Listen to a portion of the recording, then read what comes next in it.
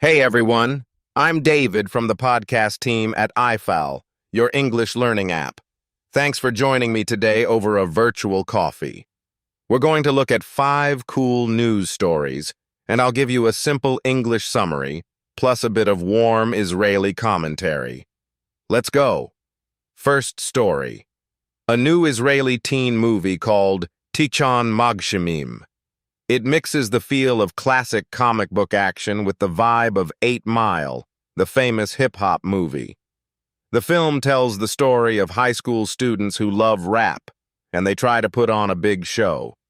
It stars Yael Shelbia and Amir Banai, and it's all in Hebrew with a blue and white rap twist. The critics say it's pure fun, and that Hollywood could learn a thing or two from this small local hit.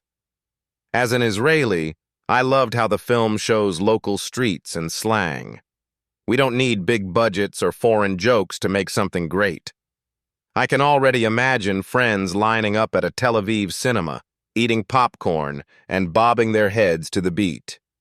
If you like music and feel-good stories, this movie is your next stop. Second story. The big impersonations of Chaim Yavin, the legendary news anchor.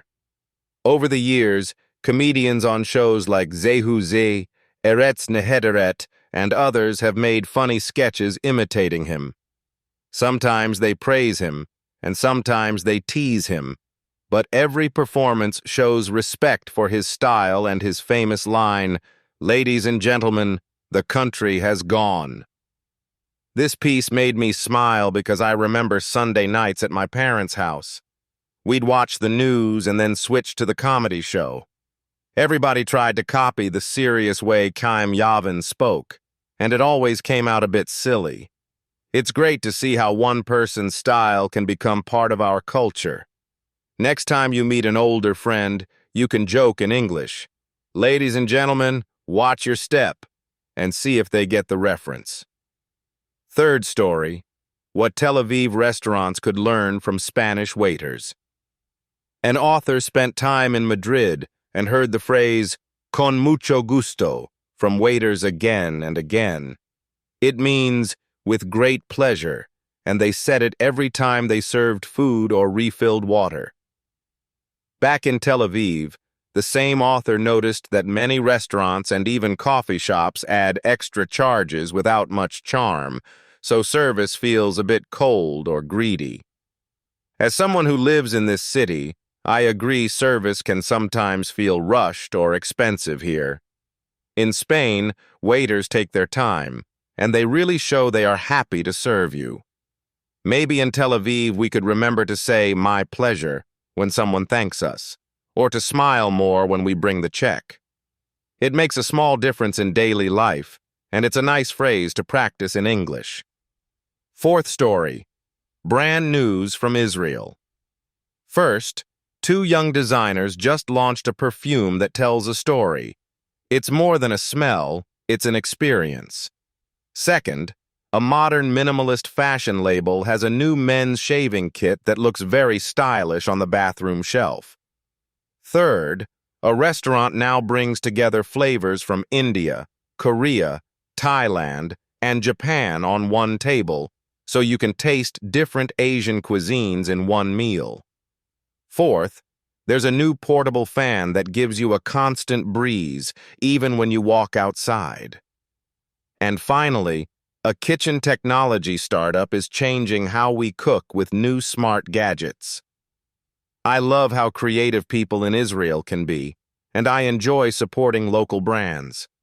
It's fun to learn words like perfume, minimalist, flavors, portable, and smart gadget. Next time you talk to a friend about a new product, you can say, "I tried this perfume, and it really tells a story." Or, "This new fan is portable and super quiet." Fifth story. The lounge news about a big birthday bash. Real estate tycoon Rotem Rosen and supermodel Kate Damianova celebrated their milestone birthdays, 50 and 30, at Hotel Indigo in Manhattan. It was a glamorous event with fancy decor, live music, and many famous guests. They toasted with champagne and danced late into the night. This is a peek into the high life, but it's not our everyday. Still, it reminds me how we all love to mark special moments with friends and family. You don't need Manhattan or a big budget. Here in Israel, you can celebrate a birthday on a rooftop in Tel Aviv with hummus and pita, and it feels just as festive. And if you want to describe such an event in English, you can use words like glamorous, milestone, toast, and decor. All right, that's our 5 stories for today. I hope you found the summaries clear and the little Israeli notes useful. I really enjoyed helping you learn some English today. And of course, if you want more practice, you can check out the I-Fal app. Only 20 shekels per lesson. Take care, and I'll see you next time.